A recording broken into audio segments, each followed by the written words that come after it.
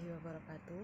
Halo semua, pada video kali ini kami dari kelompok 6 yang beranggotakan Lilis Pratiwi Purba, Ninda Tiara Lestari, Nurul Safila Asri, dan Felina Irawan akan memaparkan materi tentang media pendidikan, terkhusus media proyeksi. Baik, langsung saja kita masuk ke dalam pemaparan materi yang akan dijelaskan oleh rekan saya. Media proyeksi. Media adalah suatu alat, sarana, perantara, dan penghubung yang dapat mempermudah suatu persoalan untuk menyebar, membawa, atau menyampaikan suatu pesan atau gagasan kepada penerima. Proyeksi adalah gambar suatu benda yang dibuat rata atau dalam kurung mendatar atau berupa gagasan pada bidang datar. Perkiraan tentang keadaan masa yang akan datang dengan menggunakan data yang ada atau di dalam kurung sekarang. Jadi, media proyeksi adalah media visual yang dapat digunakan dengan bantuan proyektor. Hal ini tentunya berbeda dengan media grafik, di mana media proyeksi membutuhkan alat elektronik untuk menampilkan informasi atau sebuah pesan. Jenis media proyeksi. Yang pertama yaitu media proyeksi diam. Media proyeksi diam dapat memproyeksikan pesan dalam bentuk tulisan, gambar, angka, atau bahkan grafis. Berikut beberapa jenis media proyeksi diam antara lain yaitu film bingkai, slide, film rangkai, proyektor transparansi, proyektor tak tembus pandang, dan mikrofiche. Yang kedua yaitu media proyeksi gerak. Media proyeksi gerak adalah media yang memproyeksikan pesan melalui sebuah alat yang mampu memproyeksikan berbagai pesan, baik pesan dalam bentuk video, film, maupun gabungan secara keseluruhan dari media-media multimedia. Macam media proyeksi. Yang pertama yaitu film bingkai. Film bingkai adalah film transparan yang berukuran 35 mm sebagai suatu program film bingkai yang bervariasi panjang pendeknya, tergantung pada tujuan yang ingin dicapai. Film bingkai memiliki kelebihan yang pertama, urutan gambar slide atau film bingkai dapat dirubah sesuai dengan kebutuhan presentasi. Yang kedua, isi materi yang terdapat dalam slide dapat dibagi dan digunakan secara bersamaan. Yang tiga, gambar pada sebuah slide tertentu dapat ditanyakan lebih lama. 4, slide atau film bingkai dapat menyajikan gambar dan grafik untuk berbagai bidang ilmu kepada kelompok atau perorangan dengan berbagai usia. Yang kelima, slide dapat digunakan sendiri atau digabung dengan audio, suara, atau rekaman, baik slide bersuara atau yang tidak, mereka dapat dan bisa untuk dirubah. Yang keenam, slide atau film bingkai dapat menyajikan sebuah tampilan dengan jelas. Yang ketujuh yaitu dengan slide atau film bingkai, objek yang besar atau yang terlalu kecil untuk dicermati dengan mata yang dapat ditayangkan dengan cukup jelas. Selanjutnya yaitu kekurangan dari film bingkai. Yang pertama yaitu gambar dan grafik visual yang tersaji dalam slide biasanya tidak dinamis, sehingga daya tariknya tidak sekuat dengan tampilan televisi atau film. Yang kedua, bentuk slide adalah terpisah-pisah, di mana hal ini adalah merupakan suatu titik keunggulan yang sekaligus menjadi kelemahannya, karena memerlukan perhatian penyimpanan agar bagian-bagian slide tetap utuh menjadi satu. Yang ketiga yaitu meskipun biaya produksinya tidak terlihat mahal, slide masih memerlukan biaya lebih besar dan waktu pembuatan yang lebih lama daripada pembuatan media foto, gambar, dan grafik. Yaitu film rangkai. Film rangkai adalah sebuah gulungan film 35 mm yang merupakan rangkaian gambar untuk diproyeksikan. Film rangkai memiliki kelebihan yang pertama yaitu membantu menimbulkan pengertian dan ingatan yang kuat pada pesan yang tersampaikan dan dapat menggunakan unsur suara. Yang kedua, merangsang minat dan perhatian peserta didik dengan warna dan gambar yang konkret. Yang ketiga, guru dapat merevisi program slide sesuai dengan kebutuhan karena film terpisah-pisah. Yang ketiga, penyimpanannya mudah karena ukurannya kecil. Selanjutnya yaitu kekurangan film rangkai. Yang pertama, memerlukan penggelapan ruang yang memproyeksikannya. Yang kedua, pembuatan memerlukan waktu yang cukup lama jika program yang dibuatnya cukup panjang. Yang ketiga, memerlukan biaya yang boleh dikatakan besar. Yang keempat, hanya dapat menyajikan gambar yang diam. Geraknya terbatas walau dengan menggunakan lebih dari sebuah proyektor. OHP adalah media visual proyeksi yang dibuat di atas bahan transparan sebagai perangkat lunak. Bahan transparan yang berisi pesan-pesan memerlukan alat proyeksi yang dinamakan overhead proyektor. Keuntungan dari OHP adalah yang pertama, tidak perlu menggelapkan ruangan. Yang kedua, dapat memproyeksikan berbagai pesan visual baik grafis maupun verbal. Yang ketiga, memungkinkan penyajian aneka warna. Yang keempat, guru dapat tetap menghadapi siswa saat mengajar. Yang kelima, sepenuhnya di bawah kontrol guru. Yang keenam, mudah dalam penyajian. Yang ketujuh, dapat dipakai sebagai petunjuk sistematika penyajian materi. Yang kedelapan, menghemat tenaga dan waktu karena dapat digunakan berulang-ulang. Yang kesembilan, mempunyai variasi penyajian. Selanjutnya yaitu kelemahannya. Yang pertama, presenternya dapat seperti guru, dosen, dan lain-lain harus membuat sendiri materi presentasi di atas lembaran transparansi. Pekerjaan ini tentunya membutuhkan waktu dan usaha yang cukup melelahkan, apalagi bila menggunakan teknik penyajian yang kompleks. Yang kedua, transparansi adalah satuan terpisah dari proyektornya, sehingga bila transparansi tersebut tidak tersusun sesuai urutan penyajian, sering terjadi kekacauan. Guru yang kurang menguasai teknik pemanfaatannya, ada proyektor tak tembus pandang atau opaque proyektor. Disebut demikian karena diproyeksikan bukan bahan transparan tetapi bahan-bahan tidak tembus pandang atau opaque. Benda-benda datar 3 dimensi seperti misalnya mata uang, model, serta warna dan anyaman dapat diproyeksikan. Kelebihan proyektor tak tembus pandang sebagai media pendidikan ialah bahan cetak pada buku majalah, fotografis, bagan, diagram, atau peta dapat diproyeksikan secara langsung tanpa dipindahkan ke dalam transparan terlebih dahulu. Yang selanjutnya yaitu mikrofis atau mikrofise adalah lembaran film transparan terdiri dari lambang-lambang visual, grafis maupun verbal yang diperkecil sedemikian rupa sehingga tak dapat dibaca dengan mata telanjang. Secara umum, mikrofis termasuk kelompok media bentuk kecil atau mikrofilm. Secara fisik, gulungan dapat dibedakan mikrofilm tersebut atas 2 jenis, yaitu yang menggunakan film 16 mm dan 35 mm dalam bentuk kaset atau terbuka, dan yang berbentuk lembaran yaitu yang kita kenal sebagai mikrofis. Media proyeksi gerak itu sendiri adalah media yang memproyeksikan pesan melalui sebuah alat yang mampu memproyeksikan berbagai pesan, baik pesan dalam bentuk video, film, maupun gabungan secara keseluruhan dari media-media atau multimedia. Jenis-jenis media proyeksi gerak antara lain yang pertama ada LCD. Karakter LCD di lingkungan masyarakat dikenal sebagai in focus karena semuanya tergantung pada kualitas gambar yang diproyeksikan melalui kecerahan dan warna.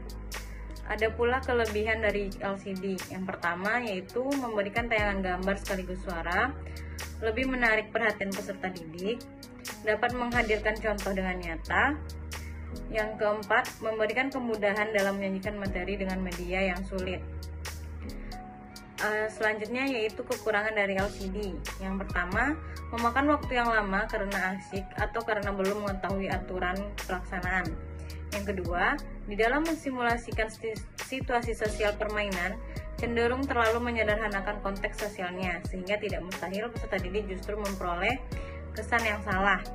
Yang ketiga, LCD proyektor hanya mampu menyajikan komunikasi satu arah.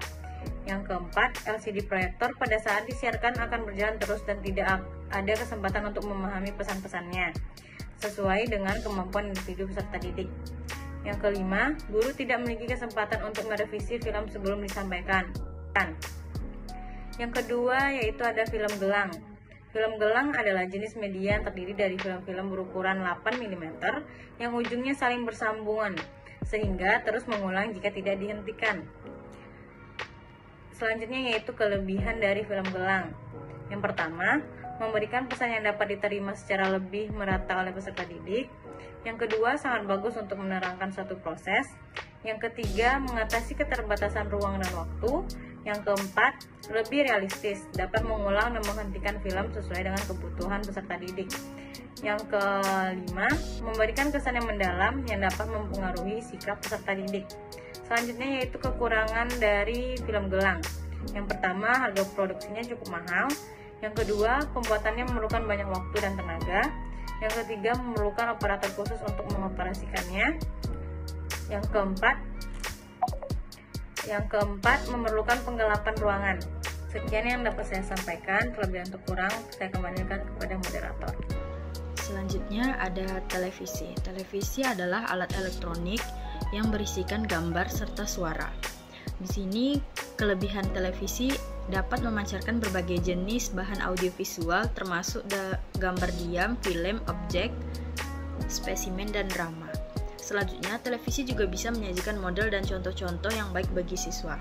Televisi dapat membawa dunia nyata, rumah, dan kelas-kelas seperti orang, tempat-tempat, dan peristiwa melalui penyiaran secara langsung atau rekaman. Selanjutnya, televisi juga dapat memberikan kepada siswa peluang untuk melihat dan mendengar diri sendiri. Yang kelima, televisi dapat menyajikan program-program yang dapat dipahami oleh siswa dengan usia dan tingkatan pendidikan yang berbeda-beda. Sedangkan kekurangan pada televisi ialah televisi hanya mampu menyajikan komunikasi satu arah. Yang kedua, televisi pada saat disiarkan akan berjalan terus dan tidak ada kesempatan untuk memahami pesan-pesan yang terdapat di dalamnya sesuai dengan kemampuan individu siswa. Yang ketiga, guru tidak mempunyai kesempatan untuk televisi film sebelum disiarkan. Selanjutnya itu adalah komputer. Komputer adalah perangkat keras yang dapat digunakan menggunakan internet.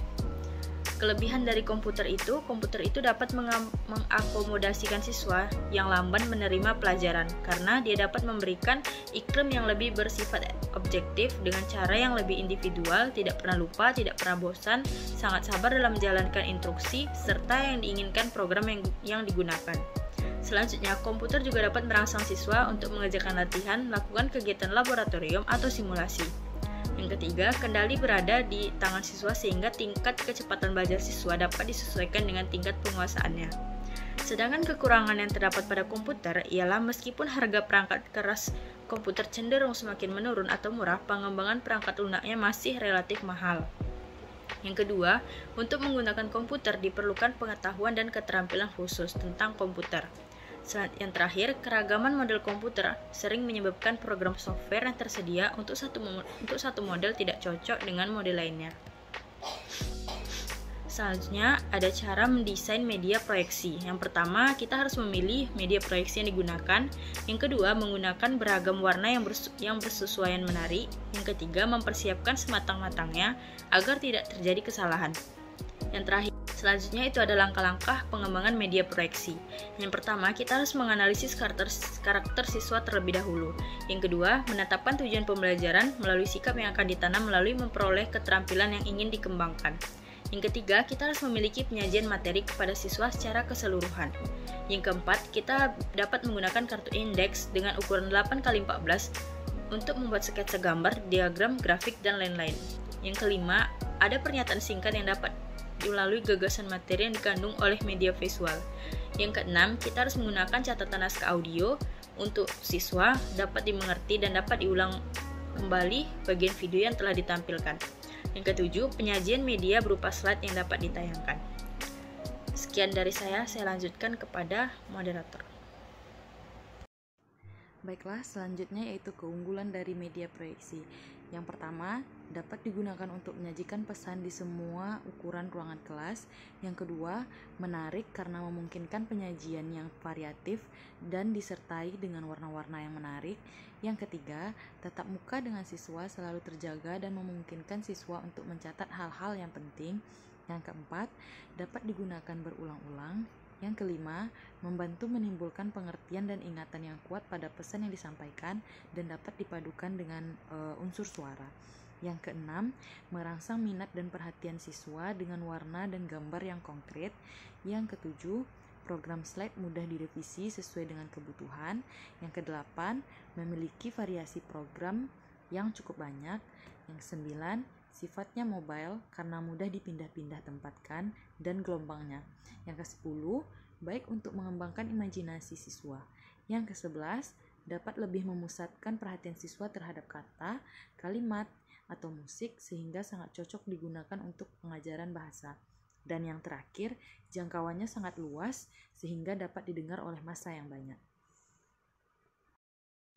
Adapun kelemahan dari media proyeksi ini yaitu yang pertama, kadangkala terjadi distorsi gambar dan warna akibat kerusakan atau gangguan magnetik. Yang kedua, pembuatannya memerlukan banyak waktu dan tenaga. Yang ketiga, memerlukan operator khusus untuk mengoperasikannya. Yang keempat, memerlukan penggelapan ruangan. Yang kelima, jika siarannya monoton akan lebih cepat membosankan siswa untuk mendengarnya. Yang keenam, memerlukan penggelapan ruangan untuk memproyeksikannya. Yang ketujuh, pembuatannya memerlukan waktu yang cukup lama jika program yang dibuatnya cukup panjang. Yang kedelapan, memerlukan biaya yang boleh dikatakan besar. Dan yang kesembilan, hanya dapat menyajikan gambar yang diam atau geraknya terbatas walaupun dengan menggunakan lebih dari sebuah proyektor. Dan yang terakhir, memerlukan perencanaan yang matang dalam pembuatan dan penyajiannya. Selanjutnya yaitu contoh dari media proyeksi. Silakan rekan-rekan semua untuk memperhatikan bagaimana contoh media proyeksi tersebut.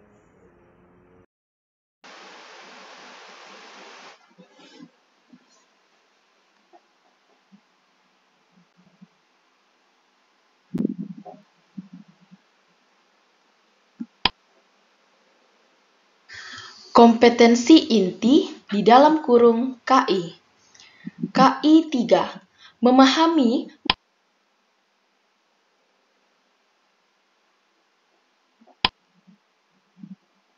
kompetensi dasar di dalam kurung KD. KD 3.9 yaitu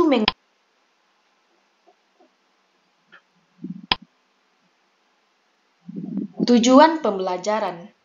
Dapat membentuk pembentukan pengetahuan materi yang bahan makanan yang dilarang, bahan pengganti dan adapun produk olahannya. Yang pertama,